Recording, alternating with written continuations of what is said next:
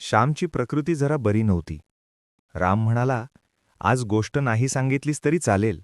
त्यावर श्याम म्हणाला, आईची आठवण म्हणजे सगळ्या दुःखांवरचं मलम असतं. आणि श्यामने गोष्ट सुरू केली. आमच्या घरी मथुरी नावाची एक कांडपिणी होती. कोकणात घरोघर भात साठवलेला असायचा. तो भात कांडून तांदूळ करावा लागे. हे काम करणाऱ्या बायकांना कांडपिण म्हणत. घरोघरच्या कांडपिणी ठरलेल्या असायच्या. ते जणू वतनच असायचं. आमच्याकडे मथुरी, गजरी, लक्ष्मी अशा 2-3 कांडपिणी होत्या. मथुरीचा मुलगा शिवराम आमच्याकडे कामाला येत असे. उन्हाळ्याच्या दिवसात मथुरी आम्हाला पिकलेली करवंद, आळू आणून द्यायची. काळी बोरं, पिकलेली करवंद, गरीब कोकणातली द्राक्ष. दिसायला साधी पण चवीला गोड. गरीब माणसं निसर्गाबद्दल कृतज्ञ असतात. कधी पानं फुलं देऊन, कधी फळं देऊन. आई म्हणाली, का ग गजरे, आज मथुरी नाही आली वाटतं? कांड्याला दुसरी कोण आलीये? गजरी म्हणाली, मथुरेला ताप आलाय, त्यामुळे तिने ही चंद्री पाठवलीये. काम अडू न देता दुसऱ्याला पाठवणं ही त्या गरीब मोलकर्णीची कर्तव्यबुद्धी होती. शिवरामाला म्हणाला, श्यामच्या आई, माझ्या आईला ताप आलाय. बरी वाटले की येईल कांडायला. तोवर चंद्री येत जाईल. आई म्हणाली, बरी होईल, काळजी करू नकोस.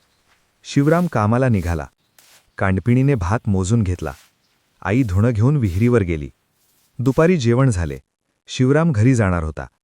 आई म्हणाली, शिवराम, गुरांना पाणी घातलंस का?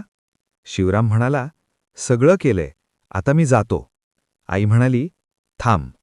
केळीच्या पानावर कढत भात, लिंबाच्या लोणच्याची फोड, एका लहान गंजात ताक, हे तुझ्या आईला दे. लवकर बरी होईल.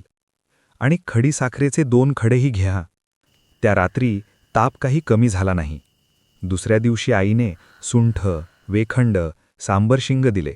उगाळून कपाळावर लेप लावायला सांगितलं. काही दिवसांनी मथुरी बरी झाली. कामावर आली. फार खंगली होती. 15-20 दिवस कामावर आली नव्हती. आई म्हणाली, मथुरे, किती वाळलीस ग? कांडण होईल का? मथुरी म्हणाली, होईल, बसत उखत करते. इतके दिवस अंथरुणावर पडून खाल्लं. 4 दिवसात बरी होईन.